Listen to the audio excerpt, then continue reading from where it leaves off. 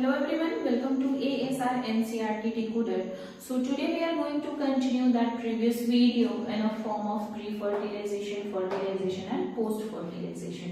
पहले वीडियो में हम लोग क्या कर लिए? फर्टिलाइजेशन से पहले का जो है हमारा प्रोसेस था, प्रोसेस क्या है मतलब हम लोग ये पढ़ लिए रिप्रोडक्शन क्या है, असेक्सुअल क्या है, फिर सेक्सुअल क्या है। प्लांट में असेक्सुअल रिप्रोडक्शन को वेजिटेटिव प्रोपगेशन ही क्यों बोलते हैं, इकॉर्निया क्या है, टेरर ऑफ बंगाल क्या है ना, लाइफ स्पैन क्या है, क्लोन क्या है और सबसे इंपॉर्टेंट इंसेस्टेशन और स्पोरुलेशन क्या है। तो आज हम लोग पढ़ने जा रहे हैं कि हमारा जो प्री फर्टिलाइजेशन क्या होता है, फर्टिलाइजेशन इवेंट क्या है और पोस्ट फर्टिलाइजेशन इवेंट क्या है। कोई भी ऑर्गेनिज्म अपने फर्टिलाइजेशन पीरियड या मतलब मैच्योर जो होता है एडोलसेंस एज आने से पहले जुवेनाइल फेज में होता है, मतलब बचपना फेज में होता है, फिर वो एडोलसेंस में आता है, फिर एडल्ट होता है, देन बूढ़ा हो जाता है। ठीक है, तो बूढ़े फेज को हम लोग सेंसस फेज बोलते हैं। सेंसस फेज मतलब अब समय खत्म हो चुका है। तो जो हमारा जुवेनाइल फेज था उसमें प्लांट्स जो होते हैं उनमें फ्लावर नहीं आते, हम जो ह्यूमन बींग्स होते हैं या कोई भी एनिमल्स होते हैं हम लोग रिप्रोडक्टिवली एक्टिव नहीं होते हैं, हम सारे छोटे बच्चे होते हैं, हमारा रिप्रोडक्टिव ऑर्गन बहुत एक्टिव नहीं होता है या फिर हमारा रिप्रोडक्टिव ऑर्गन अभी भी गेमेट्स फॉर्म नहीं कर रहा है। ठीक है, तो हम लोग देखेंगे कि हमारा जो प्री फर्टिलाइजेशन इवेंट है वो क्या ही है। तो प्री फर्टिलाइजेशन मतलब फर्टिलाइजेशन से होने वाला पहले का इवेंट। तो जुवेनाइल फेज तो खत्म हो चला है। ठीक है, जुवेनाइल फेज क्या था हमारा, वो बचपना वाला फेज खत्म हो चुका है। अब हम लोग एडोलसेंस एज में आए हैं, या फिर हम ह्यूमन बीइंग का बात करें या प्लांट की बात करें तो जुवेनाइल फेज खत्म हो चुका है, अब उसमें फ्लावर आने वाला समय आ गया है। ठीक है, या हम ह्यूमन बीइंग्स या एनिमल जो है वो गेमीट फॉर्मेशन करेंगे, तो उसको हम लोग क्या बोलेंगे, pre fertilisation event. So first is gamete formation and gamete transfer. करना क्या है, क्योंकि गेमीट बनेगा ही सेक्सुअल रिप्रोडक्शन में, असेक्सुअल रिप्रोडक्शन में तो हमने गेमीट फॉर्मेशन देखा ही नहीं, तो ये गेमीट बनेगा कहाँ, सेक्सुअल रिप्रोडक्टिव ऑर्गन, जो सेक्सुअल रिप्रोडक्शन शो करेंगे ऑर्गेनिज्म उनमें। और हम लोग सेक्सुअल रिप्रोडक्शन में क्या पढ़े थे कि गेमीट जो है या तो वो सेम बॉडी में बने या तो वो अलग अलग बॉडी में बने, लेकिन ट्रांसफर होने के लिए मेट का वहां पे डिपेंडेंसी बढ़ता है, मतलब मेट वहां पे होना जरूरी है। ठीक है, for transfer of the gamete. तो ये जो हमारा गेमीट है वो बनेगा बॉडी में, पहली बात, और दूसरा वो ट्रांसफर होगा। जब तक ट्रांसफर नहीं होगा तब तक तो फर्टिलाइजेशन होगा नहीं। आ रही बात समझ में? तो हम लोग देखेंगे कि गेमीटोजेनेसिस में दो तरह का गेमीट फॉर्मेशन होगा, male gamete formation, female gamete formation. तो ह्यूमन बीइंग में मेल गेमीट फॉर्मेशन को बोलते हैं स्पर्मियोजेनेसिस। जेनेसिस मतलब ही होता है फॉर्मेशन, स्पर्म का फॉर्मेशन स्पर्मियोजेनेसिस, oogenesis, ऊवा का फॉर्मेशन oogenesis। ठीक है, तो उसको हम लोग क्या बोल रहे हैं, गेमीटोजेनेसिस। मेल में फॉर्मेशन स्पर्मियोजेनेसिस, फीमेल में फॉर्मेशन oogenesis। ठीक है, तो अब यहाँ पे आपको डिफरेंस देखने मिलेगा स्पर्म फॉर्मेशन एंड ऊ फॉर्मेशन, मतलब ओवा फॉर्मेशन में। आप लोग सुने होंगे कि फीमेल जो है वो एक लिमिट ड्यूरेशन ऑफ टाइम तक कैपेटिव होती है बेबी प्रोड्यूस करने के लिए या रिप्रोडक्टिवली एक्टिव रहती है, जबकि मेल टिल देयर लाइफ वो स्पर्म फॉर्मेशन कर सकते हैं, मतलब वो पिता बनने के लायक हैं, पिता बनने के काबिल हैं। ठीक है, जबकि माता का एक fix life duration, fix reproductive life duration होता है। तो ये क्यों होता है हम लोग को देखेंगे। पहले जब बेटा जो है वो मम्मी के पेट में होता है, ठीक है, मम्मी के पेट में होता है, तो बेटा जो मम्मी के पेट में है तो उसका जो टेस्टिस है अभी उसके स्टमक में है, मतलब बाहर नहीं है, बॉडी से बाहर नहीं है। वहां पे एक बॉडी के बाहर एक पाउच बनता है, जो पाउच को हम लोग स्क्रॉटम बोलते हैं, वो पाउच जिसके अंदर टेस्टिस आएगा। ठीक है, फिर टेस्टिस आएगा बॉडी के बाहर और फिर वो बेबी जो है वो अभी तक स्पर्म प्रोड्यूस नहीं कर रहा है, बस टेस्टिस है, टेस्टिस के अंदर सेल है, कौन वाले, स्पर्म मदर सेल, स्पर्म को बनाने वाले मदर सेल टेस्टिस के अंदर प्रेजेंट है, लेकिन अभी वो एक्टिव नहीं है। ठीक है, बेबी जो है, बेटा जो है वो बड़ा हो रहा है, जब तक उसका जुवेनाइल फेज चल रहा था तब तक तो स्पर्म फॉर्मेशन नहीं हो रहा। जब वो एडल्ट एज, एडोलसेंस एज में आएगा तो उसके जो सेल है स्पर्म मदर सेल वो डिवाइड करेंगे, स्पर्म फॉर्म करना शुरू कर दिए। ठीक है, तो ये चीज तो हम लोग फीमेल में भी देखते हैं कि फीमेल एक एज में आने के बाद एग फॉर्मेशन करना शुरू कर देती है। बट एक्चुअली क्या है कि मेल जो होते हैं, बेटे जो होते हैं मम्मी के पेट में जब होते हैं तो उनके पास कोई लिमिट अमाउंट ऑफ सेल नहीं होता, sperm mother cell. Sperm mother cell अभी हम लोग आगे पढ़ेंगे वो किस तरह से अपना स्पेस को कैप्टिव करता है। ठीक है, लेकिन एग में क्या है कि बेबी जो है फीमेल बेटी मम्मी के पेट के अंदर में है, तो वो बेटी जो है वो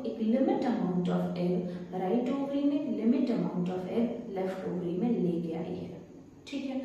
तो जैसे कि उसका जन्म हुआ उसके बाद, क्योंकि उसका भी जुवेनाइल फेज चल रहा है, बहुत ज़्यादा एनर्जी खर्च हो रही है उसकी, तो बहुत सारे सेल उसके डिजनरेट होने लग जाते हैं। ऐसे समझिए कि वो एक बोरी आपके पास चीनी है, ठीक है, चीनी एक बोरी चीनी है, अब वो थोड़े से बारिश में रह गई है, धीरे धीरे चीनी हल्का हल्का खुले जा रहा है, खुले जा रहा है, क्वांटिटी घट रही है ना, आ रही है बात समझ में। तो बिल्कुल वैसे ही जब बेटी पैदा होती है उससे वो जुवेनाइल फेज क्रॉस करते करते उसकी आधी एग सेल्स जो है वो खत्म हो जाती हैं, दोनों ओवरी से, राइट ओवरी से भी और लेफ्ट ओवरी से भी। जब एग खत्म हो गए उसकी बॉडी से, आधे हो गए, तो अब आधे के बाद उसका मेंस्ट्रुअल फेज चालू होता है। मेंस्ट्रुअल फेज मतलब ईच एंड एवरी मंथ एक एग सेल जो है वो वेस्ट हो जाएगा, because she is not married.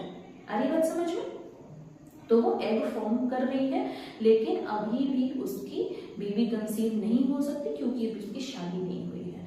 तो अब बात अगर की जाए कि जो फीमेल है, एक तो पहले उनके पास लिमिट अमाउंट था सेल का, ऐसे भी आधा हो रखा है, फिर हर मंथ उनका लूज भी हो रहा है, तो एक फिक्स अमाउंट ऑफ एग ही है, जब तक रहेगा बॉडी में तब तक मेंस्ट्रुएशन है, जब एग नहीं रहेगा बॉडी में मेंस्ट्रुएशन खत्म। और एग है तभी तो कंसीव है ना, आ रही बात समझ में। एग है, एग से फिर फर्टिलाइजेशन होगा, बेबी फॉर्म होगा, जब एग ही नहीं बचा फीमेल बॉडी में तो कोई फर्टिलाइजेशन नहीं, इसलिए फीमेल्स जो होती हैं वो लिमिट उनका होता है रिप्रोडक्टिव फेज का, जबकि मेल का लिमिटेड रिप्रोडक्टिव फेज नहीं होता है। आगे बात समझ में। तो चलिए हम पढ़ते हैं स्पर्मियोजेनेसिस और oogenesis क्या है। तो सेल डिवीजन हम लोग प्रियर वीडियो में पढ़ रखे हैं, हाँ एक बार अगर नहीं पढ़े हो तो एक बार वापस से पढ़ लीजिएगा, सेल डिवीजन बहुत इजी से बताया हुआ है। तो सेल डिवीजन में हम लोग क्या पढ़े थे कि जब हमारा सेल है वो मियोसिस कर रहा है या माइटोसिस कर रहा था ना। मियोसिस में वो क्या कर रहा था, मियोसिस में आधा हो जा रहा था, माइटोसिस में फुल डिवीजन। तो यहाँ पे ये जो सेल है हमारे स्पर्म वाले या ओवा वाले, ये तो गैमीट हैं, मतलब ये किससे बनेंगे, जेनरेटिव सेल से बनेंगे। और हम लोग क्या पढ़े थे, मम्मी के पेट में जब बच्चा होता है तो उसके पास दो अलग अलग तरह के सेल होते हैं, somatic cell, generative cell. Somatic cell पूरी बॉडी बनाते हैं, जेनरेटिव सेल जो है वो एग या ओवा बनाता है। तो सोमैटिक सेल फुल डिवीजन दिखा रहे थे, जबकि जेनरेटिव सेल हाफ डिवीजन दिखा रहे थे, ठीक है ना। तो यहाँ पे क्या होगा, स्पर्मियोजेनेसिस हाफ डिवीजन दिखाएगा, oogenesis हाफ डिवीजन दिखाएगा। तो चलिए हम लोग देखते हैं स्पर्मियोजेनेसिस कहाँ होगा, टेस्टिस के अंदर, oogenesis कहाँ होगा, ओवरी के अंदर। तो हम लोग यहाँ पे देखेंगे स्पर्मियोजेनेसिस में आप क्या देखोगे, ये आपका स्पर्म मदर सेल है, ठीक है। स्पर्म मदर सेल ने एक बार क्या किया, माइटोसिस। माइटोसिस मतलब क्या होता है, फुल डिवीजन। अगर ये 46 क्रोमोसोम का था तो ये 46 क्रोमोसोम का दो सेल बनाता है, दोनों के पास कितने कितने सेल हो गए, 46 एंड 46। आ रही है बात समझ में, ठीक है। इसके बाद ये ए जो है ना, जैसे ये तो डिवाइड होकर खत्म हो जाएंगे, ये ए जो है वो इनका स्पेस ले लेगा।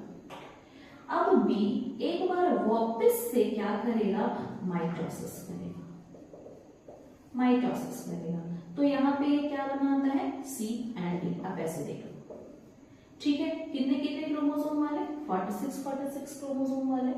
अब ये क्या करेंगे, ये करेंगे मियोसिस, मतलब हाफ डिवीजन।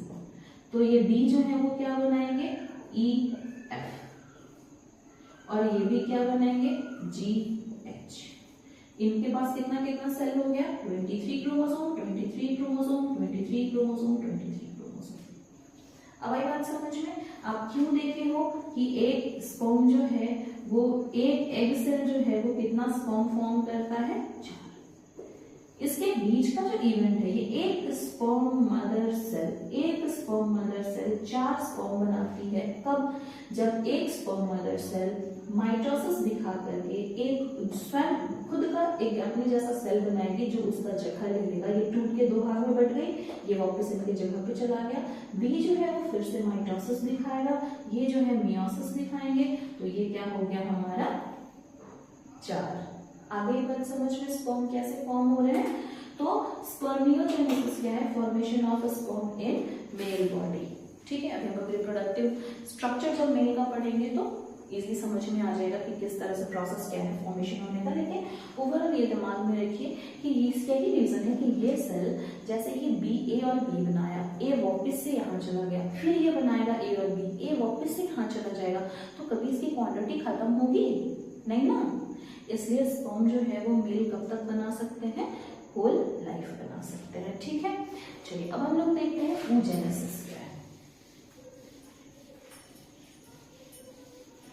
अब हम लोग देखते हैं हमारा oogenesis क्या है। oogenesis मतलब एग फॉर्मेशन। ठीक है, अब देखिए एग फॉर्मेशन में क्या है, ये है आपका एग मदर सेल, ओवा मदर सेल भी आप इसको बोल सकते हैं। ये पहले कौन सा डिवीजन करेंगे, माइटोसिस, मतलब कौन सा, फुल डिवीजन कर रहे हैं। तो ये बना है सेल नंबर 1, सेल नंबर 2। अरे बात समझ में, ये पूरी तरह डिस्ट्रॉय हो जाएंगे। ठीक है ना, अब क्या होगा, फिर ये सेल जो है वो डिवाइड करेंगे कैसे, मियोसिस में। ये जो सेल है हमारे, ये बिल्कुल छोटा सा बनेगा, इसको हम लोग बोलते हैं पोलर बॉडी। ठीक है, अब ये क्या हो गया, ये जो सेल है ये वापस से डिवाइड होगा, एक पोलर बॉडी और एक बड़ा एग सेल। आगे बात समझ में, ये तो खत्म हो गया ना, क्योंकि इन्होंने क्या बनाया, एक पोलर बॉडी और एक सेल बनाया। ये सेल डिवाइड करके फिर से एक पोलर बॉडी और एक सेल बनाया। कहने का मतलब हमारा एग और एग के ऊपर ऐसे दो पोलर बॉडी, ये कहाँ फॉर्म हुआ, फीमेल बॉडी में। ठीक है, तो ये तो बिल्कुल पूरी तरह डिस्ट्रॉय हो गए। अगले बार फिर होगा तो हमको ये नया सेल चाहिए, जबकि स्पर्म में क्या हो रहा था, वो सेल हमें तो प्रॉपर मिल जा रहा था पहले से ही ना। आगे बात समझ में, किस तरह से एग फॉर्मेशन होता है फीमेल बॉडी में। अब है एक बात, फीमेल बॉडी में जो मेंस्ट्रुएशन फेज आता है वो कब आता है, जब एग डेथ हो जाता है, एग की डेथ हो जाती है। एग की डेथ कैसे हुई है, राइट ओवरी एक मंथ में एग रिलीज करता है, तो लेफ्ट ओवरी एक एग अगले मंथ रिलीज करता है, फिर ऑल्टरनेटिव वे पे वो रिलीज कर रहे होते हैं। और यही रीजन है कि जब ट्विंस पैदा होते हैं, और वो भी दो अलग अलग एग से, कैसे, क्योंकि जो सिंक्रोनाइजेशन है इनका, एक ओवरी जो एग रिलीज कर रहा है, दूसरा ओवरी एग रिलीज कर, इनके बीच का जो ड्यूरेशन है वो डिस्टर्ब हो गया हार्मोनल इम्बैलेंस के कारण। और दो एग सेल हैं, जब दो एग सेल दो अलग अलग स्पर्म से फ्यूज होंगे तो चांसेस है एक बेटा एक बेटी या दोनों बेटा दोनों बेटी, बट चेहरा सेम नहीं होगा, सिमिलर नहीं होंगे, डिसिमिलर होंगे, जुड़वा होंगे, डिसिमिलर होंगे, जब दो अलग अलग एग से बनते हो। ठीक है, लेकिन जब एक ही एग सेल हो, दो स्पर्म से फ्यूज हो जाए, ठीक है, और वो डिवाइड हो, तो स्पर्म दो रहेंगे, तो या तो दोनों एक्स हैं तो दोनों बेटियां होंगी, दोनों वाई हैं तो दोनों बेटे होंगे, या एक्स एंड वाई है तो एक बेटी एक बेटा। लेकिन मम्मी का तो एक ही सेल था ना, एक ही एग था, तो बहुत ज्यादा सिमिलैरिटी होगी, चेहरे वगैरह सिमिलर हो जाएंगे। अरे बात समझ में, वो तो हम लोग ट्विंस बाद में पढ़ेंगे। फिर एक सियामिक ट्विंस जो आता है वो बहुत इंपॉर्टेंट चीज है कि एक एग है, स्पर्म से फर्टिलाइजेशन हुआ, ये क्लीवेज कर रहा था, क्लीवेज करते करते ये सेल डिवीजन पे आ गया। जब ये सेल डिवीजन कर रहा तो पूरी तरह डिवाइड नहीं हो पाया, ये दोनों थोड़े से चिपके रह गए। अब ये वाला जो पोर्शन है, ये पोर्शन अगर इनका स्टमक पोर्शन है तो ये स्टमक सिमिलर हो गया, ये एक बॉडी ये दूसरी बॉडी, लेकिन इनका स्टमक सेम। अगर ये पोर्शन जो है वो ब्रेन है, ब्रेन से चिपक गए तो इनका ब्रेन जो है वो सिमिलर हो गया, बाकी बॉडी जो है वो दोनों की अलग अलग हो गई, दैट इज सियामिक ट्विंस। तो oogenesis समझ में आ रहा है, ठीक है। तो oogenesis कहाँ हो रहा है, ओवरी में, है ना, फीमेल के ओवरी में। चलिए अब अगर बात किया जाए गेमीट फॉर्मेशन, तो गेमीट फॉर्मेशन क्या है, गेमीट का बनना मेल एंड फीमेल बॉडी में, तो गेमीटोजेनेसिस का ट्रांसफर भी तो करना है, तो ट्रांसफर करने को हम लोग क्या बोलेंगे, गेमीट ट्रांसफर। तो गेमीट को ट्रांसफर करेंगे ह्यूमन बीइंग में, तो क्या होगा, ट्रांसफर होने के लिए ही तो स्पर्म को टेल दिया गया है, चल के जाओ। आई बात समझ में, ठीक है, चल के जाओ।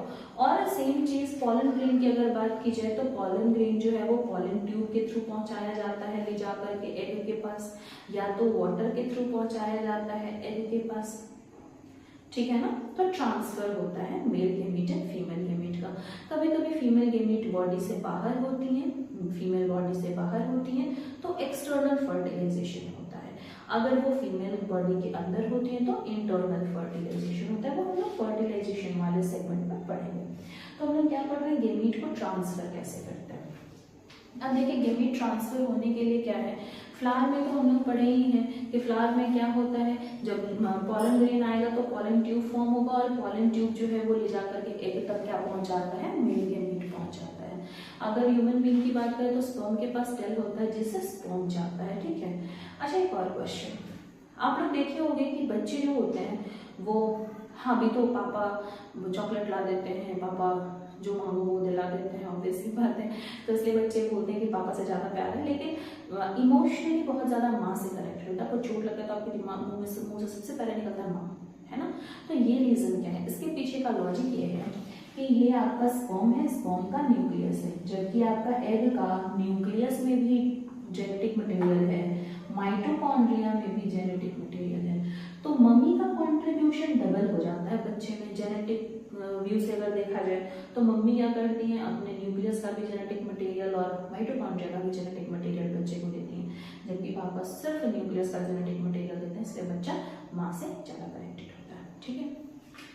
चलिए, तो हम लोग क्या पढ़ रहे थे कि हमारा गेमीट जो है वो ट्रांसफर हो रहा है पॉलन ट्यूब के थ्रू। तो ये हम लोग फ्लावर वाले में ही देख चुके कि फ्लावर में कैसे होता है। चलिए एक बार वापस से देख लेते हैं हम लोग यहाँ पे। ये है फीमेल पार्ट ऑफ फ्लावर, ठीक है। इसको हम लोग क्या बोलते हैं, स्टिग्मा, एंड इसको हम लोग क्या बोलते हैं, स्टाइल, और इसको हम लोग क्या बोलते हैं, ओवरी। इसको क्या बोलते हैं, ओव्यूल, ठीक है। जबकि ये हमको मिलता है इस तरह से एक और स्ट्रक्चर। पूरे स्ट्रक्चर को एक साथ बोला जाएगा पिस्टल, पूरे स्ट्रक्चर को एक साथ बोला जाएगा स्टामेन। मतलब male reproductive part is stamen, female reproductive part is pistol. Pistol के सेगमेंट 1, 2, 3, ये तो व्यूल बाद में है। इनका क्या हो जाएगा, इसका नाम क्या है, एंथर, एंड इसका नाम क्या है, फिलामेंट।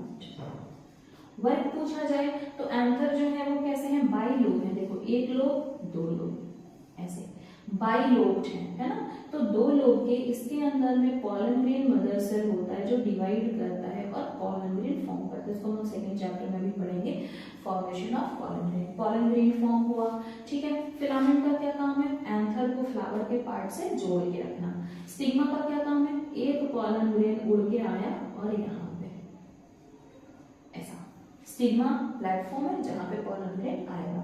अब स्टाइल क्या है, पैसेज है यहाँ से पॉलन ग्रेन को यहाँ तक पहुंचाने के लिए, ठीक है।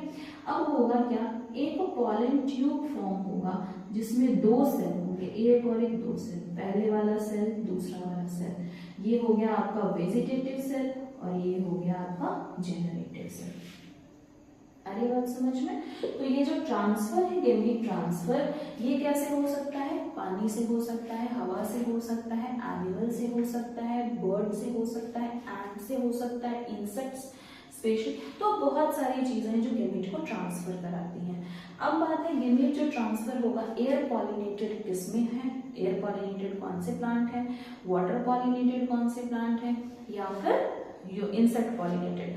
तो इंसेक्ट कब आएंगे फ्लावर के पास, जब फ्लावर का गंध बहुत सुंदर, बहुत अच्छा हो, है ना। या फिर कब आएंगे, जब फ्लावर के पास बहुत ज्यादा नेक्टर हो, लस वाला फ्लावर हो, तो इंसेक्ट्स आएंगे खाने के लिए। या फ्लावर बहुत अट्रैक्टिव हो तब आएंगे।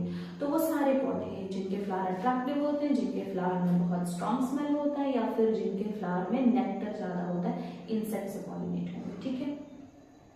अब आती है बात वाटर से पॉलिनेटेड। तो वाटर पॉलिनेशन तो बहुत कम ही पौधे में होता है, इवन दो वाटर प्लांट्स भी हैं वो भी एयर पॉलिनेशन शो करते हैं, ठीक है। तो वाटर पॉलिनेशन किस में होगा, तो वाटर पॉलिनेशन ऐसे प्लांट्स में, ऐसे फ्लावर्स में हो सकता है जो पानी से सड़े नहीं, है ना।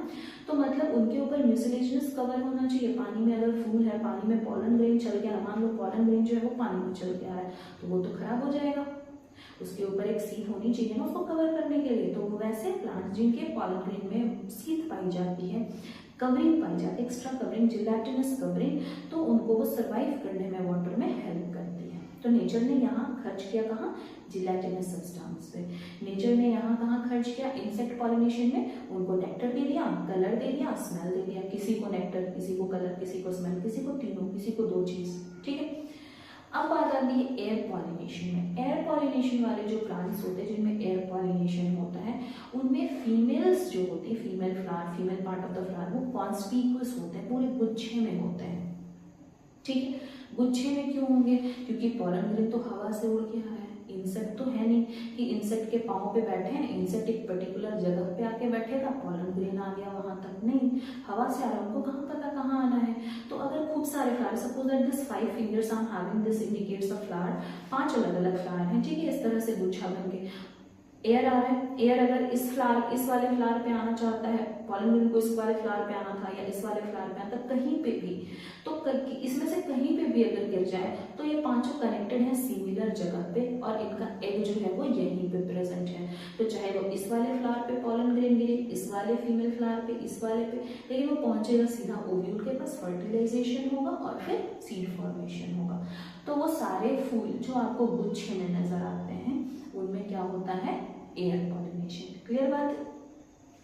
तो ये हो गई हमारी gamete transfer.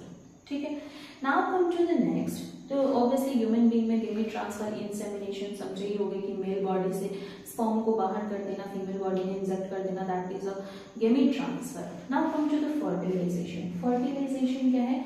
Fusion of male and female gamete. So this is a female gamete, and this one is the male gamete. ठीक है, जाओ, it's like this and it's like this, है ना, इस तरह से ऐसा स्पर्म है। Here your nucleus is present, यहाँ पे इसको हम बोलते हैं हेड, इसको बोलते हैं मिडिल पीस, इसको बोलते हैं टेल। मिडिल पीस जहां से शुरू होता है वहां पे प्रेजेंट होगा सेंट्रियोल 1, जहां पे खत्म होता है वहां होता है सेंट्रियोल 2, और इनके बीच में प्रेजेंट होता है माइटोकॉन्ड्रिया, मतलब सेंट्रियोल 1, सेंट्रियोल 2 और माइटोकॉन्ड्रिया। ये क्या करेंगे? ये है मिडिल पीस जो क्या प्रोवाइड कर रहे हैं? एनर्जी प्रोवाइड कर रहे हैं स्पर्म को मूव करने के लिए, और टेल तो है ही वीक लाइक स्ट्रक्चर ताकि वो घूम पाए। यहाँ पे हेड में 2 स्ट्रक्चर दिख रहा है, ये जो है ना ये गोल्जी बॉडी है, मतलब गोल्जी कॉम्प्लेक्स है, और ये क्या है? न्यूक्लियस। अब गोल्जी कॉम्प्लेक्स वहां पे होने की क्या जरूरत है? तो गोल्जी कॉम्प्लेक्स जो है वो पहले इस स्ट्रक्चर को डिसॉल्व करते हैं ताकि यहाँ पे आसानी से न्यूक्लियस ट्रांसफर हो पाए। आ रही है बात समझ में? अगर स्पर्म एक सेल है तो सेल के अंदर तो न्यूक्लियस होना चाहिए, गोल्जी बॉडी होना चाहिए, माइटोकॉन्ड्रिया होना चाहिए, साइटोप्लाज्म होना चाहिए, सेल मेम्ब्रेन होना चाहिए, हर चीज होना चाहिए ना, सेल वाला सब है, शेप सिर्फ अलग है। क्यों? क्योंकि इनका पर्टिकुलर फंक्शन है। किसी भी सेल का शेप अलग होता है क्योंकि उनको अलग काम करना है, लेकिन उनके अंदर का सारा सेल ऑर्गेनल्स होता ही होता है। तो स्पर्म में गोल्जी बॉडी कहाँ प्रेजेंट है? टिप पे। क्यों? वो हियालुरोनिक बेस रिलीज करता है, एक सिक्रीशन है जिसको हम लोग क्या बोल सकते हैं? एग डिसॉल्विंग, है ना। एग का जो बाहर वाला लेयर होता है उसको कोरोना रेडिएटा और जोना पेलुसिडा बोलते हैं, उसको डिसॉल्व करने में हेल्प करता है ताकि न्यूक्लियस इजीली ट्रांसफर हो पाए, है ना। तो जैसे ही ये गोल्जी बॉडी यहाँ डिसॉल्व करेगा लेयर को, वैसे ही कोरोना रेडिएटा का स्ट्रक्चर जो है वो बिल्कुल बदल जाएगा। क्यों? ताकि मोनोस्पर्मी हो पाए। मोनोस्पर्मी, मोनो मतलब एक, स्पर्मी मतलब स्पर्म, तो सिर्फ एक ही स्पर्म से फ्यूजन हो सके। अगर ये अपना शेप नहीं बदलता ना तो बाकी स्पर्म से भी ये फ्यूज हो जाता, तो बहुत सारे स्पर्म मतलब कि बहुत सारा जेनेटिक इंफॉर्मेशन वहाँ पे मिक्स हो जाता, तो डिसेबिलिटीज आ सकती थी। इसलिए मोनोस्पर्मी होने के लिए ये क्या कर लेगा? स्ट्रक्चर चेंज कर लेगा, दैट इज फर्टिलाइजेशन। क्लियर है यहाँ तक? ह्यूमन फर्टिलाइजेशन, ठीक है। तो चलिए हम लोग देखते हैं। तो हियर व्हाट इज इट? यहाँ पे एग है, ये न्यूक्लियस है, क्रोमैटिन मटेरियल है, यहाँ पे माइटोकॉन्ड्रिया, क्रोमैटिन मटेरियल है, बाकी सारी चीजें इसमें होंगी क्योंकि ये भी एक सेल है। अब बात है कि आप सुने हैं स्पर्म जो है वो बहुत छोटा सा सेल है, ठीक है, जबकि उसके कंपैरेटिव एग जो है वो बड़ी सेल है। रीजन है स्पर्म छोटा होगा, लाइट वेटेड होगा तो इजीली मूव कर पाएगा, पहली बात। दूसरी बात, स्पर्म का कंट्रीब्यूशन सिर्फ फर्टिलाइजेशन तक था, ठीक है, जबकि एग का मूवमेंट कम होगा क्योंकि बहुत ज्यादा चीज वो कैरी करके चल रही है अपने साथ में, फ्यूचर में जायगोट को फीड कराने के लिए।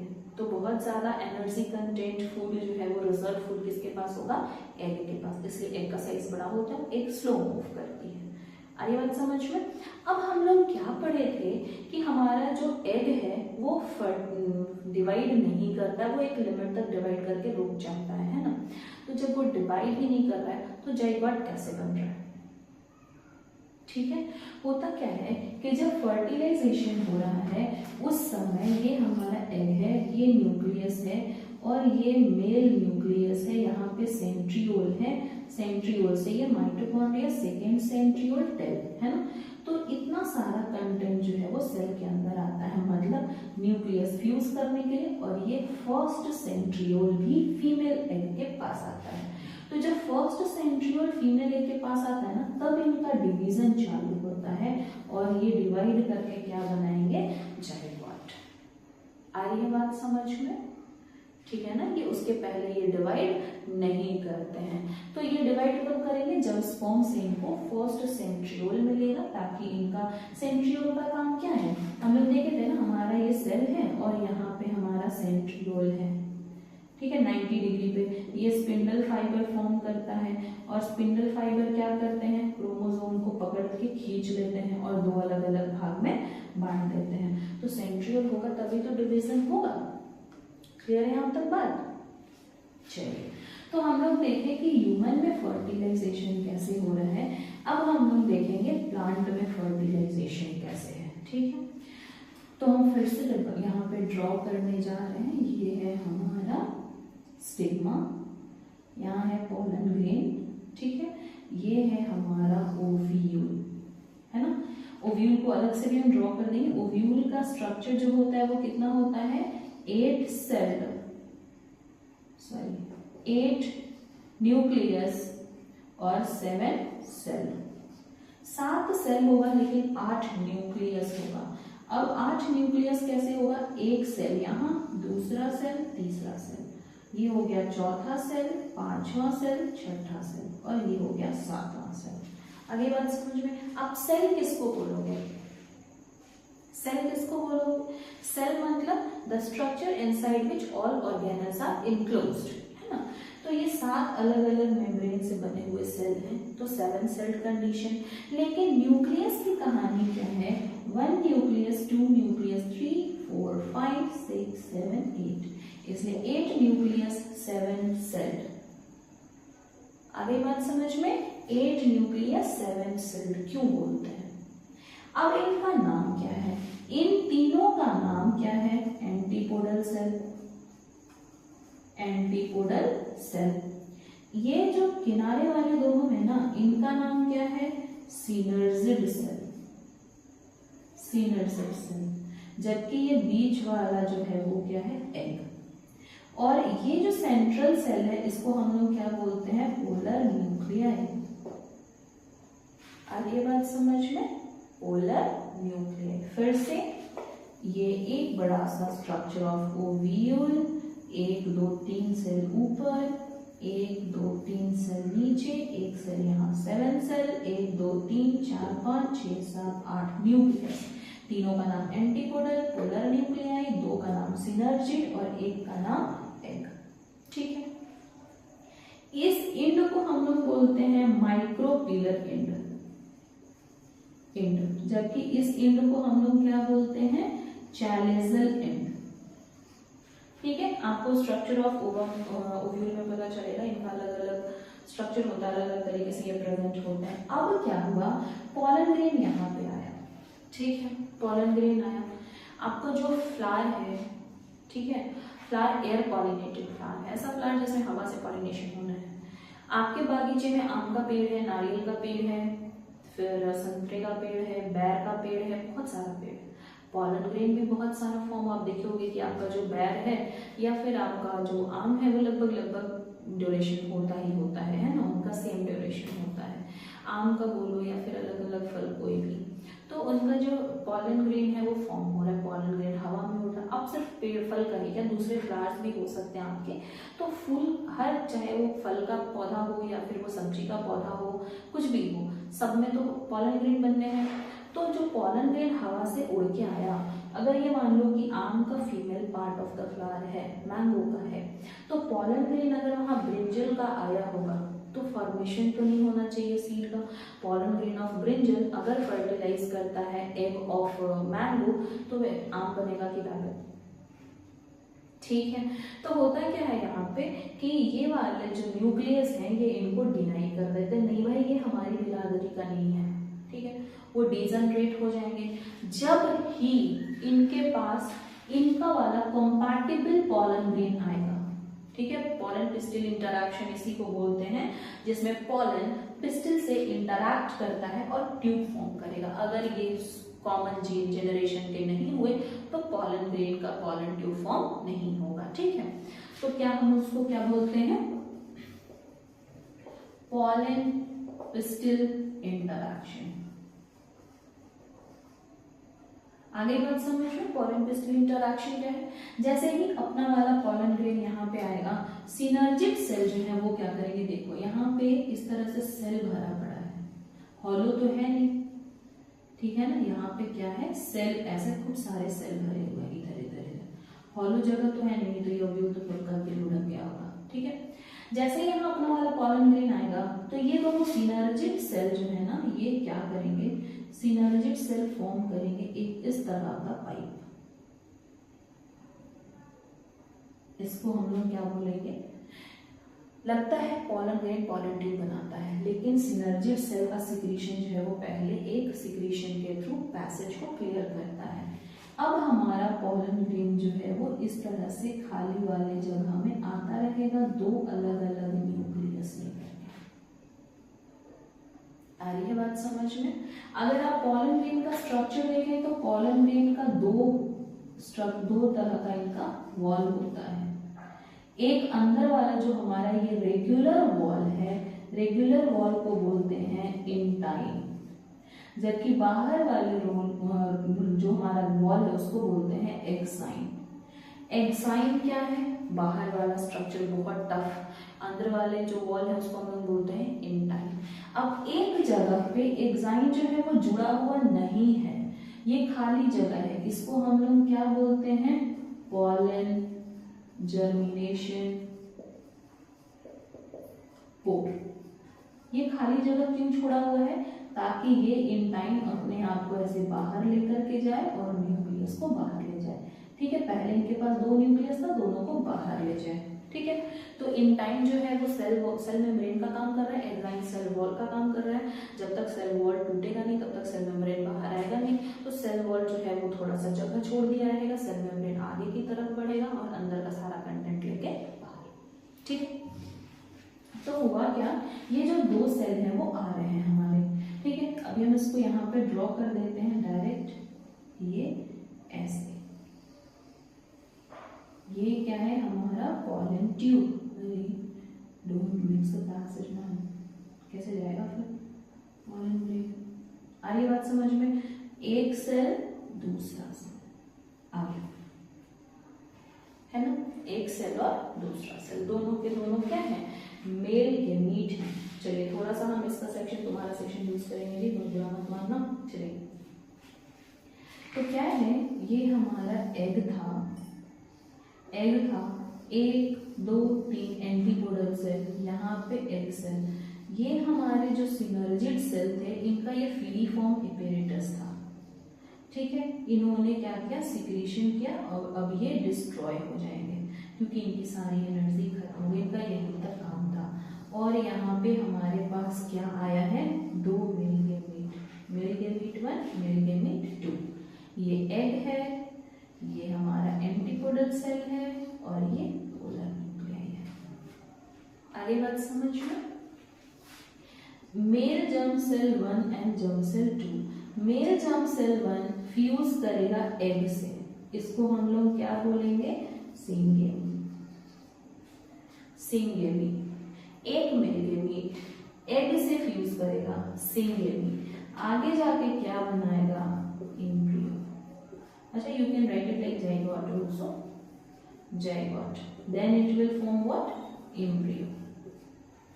आगे बात समझ में, जबकि ये सेकेंड वाला मेल गैमीट अंदर जाते हुए किससे फ्यूज करेगा, पोलर न्यूक्लियाई से। आ रही है बात समझ में? पोलर न्यूक्लियाई से, क्योंकि ये दो पहले से सेल थे, एक तीसरा एक और सेल हो गया, तो इसका नाम क्या हो गया? Triple fusion. क्या नाम हो गया? Triple fusion. क्यों? क्योंकि दो न्यूक्लियस यहाँ और एक न्यूक्लियस यहाँ, तीनों फ्यूज कर रहा है, इसलिए इसका नाम हो गया ट्रिपल फ्यूजन। ये है आपका फर्टिलाइजेशन नंबर 1, ये है आपका फर्टिलाइजेशन नंबर 2। तो क्या आप इन दोनों को बोलोगे डबल फर्टिलाइजेशन? Double fertilisation. तो एक फीमेल फ्लावर के अंदर दो मेल गेमेट इंसर्ट होते हैं, उनमें से एक मेल गेमेट एक से फ्यूज करता है, उस प्रोसेस को बोलेंगे सिंगेमी, एंड इस प्रोसेस से बनेगा जाइगोट, जो आगे जाके बनेगा एम्ब्रियो और सीड। दूसरा मेल गेमेट फ्यूज करता है पोलर न्यूक्लियाई से, क्योंकि पोलर न्यूक्लियाई के पास दो न्यूक्लियस है, एक और न्यूक्लियस मेल गेमेट का आ जाएगा, इसलिए इसका नाम है ट्रिपल फ्यूजन। क्योंकि ये ट्रिपल फ्यूजन एक टाइप का फर्टिलाइजेशन है, यहाँ mail and female gamete fuse कर रहे हैं तो फर्टिलाइजेशन है, यहाँ पे भी mail and female gamete fuse कर रहे हैं तो फर्टिलाइजेशन है, इसलिए दो फर्टिलाइजेशन हुआ, तो क्या बोलेंगे इसको? Double fertilisation. क्या बोलेंगे? Double fertilisation. क्लियर है ये बात? डबल फर्टिलाइजेशन, ठीक है ना? अब रही बात कि जो सिंगेमी हो रहा है तो जाइगोट बन रहा है, एम्ब्रियो बन रहा है, सीड बन रहा है। ट्रिपल फ्यूजन हो रहा है तो क्या बनेगा? ये बनेगा एंडोस्पर्म। एंडोस्पर्म क्या है? Stored food. किसके लिए स्टोर्ड फूड? सीड के लिए स्टोर्ड फूड। अभी बात समझ में? Triple fusion, syngamy, double fertilisation. Syngamy मतलब एक male gamete fuse with egg, syngamy कहलाएगा, एक male gamete fuse with polar nuclei, triple fusion कहलाएगा। क्योंकि इस पूरे प्रोसेस में दो बार मेल गेमेट फीमेल गेमेट से फ्यूज कर रहे हैं, इसलिए दो बार फर्टिलाइजेशन हो रहा है, तो क्या बोला जाएगा? Double fertilisation. सिंगेमी से बनेगा सीड और ट्रिपल फ्यूजन से बनेगा एंडोस्पर्म। क्लियर? ठीक है, तो यहाँ तक हम लोग देखें कि कैसे हमारा सीड बन रहा है, कैसे ही हमारा स्पर्म बन रहा है, सॉरी कैसे हमारा सीड बन रहा है, कैसे हमारा एंडोस्पर्म बन रहा है। फिर आगे जाकर के हमारा ये सीड जो उसको रिजर्व फूड मिलता रहेगा, ये सीड हमारा चलता रहेगा, फिर एक बार प्लांट बना करके देगा। ठीक है, later on we will continue in next video. Thank you.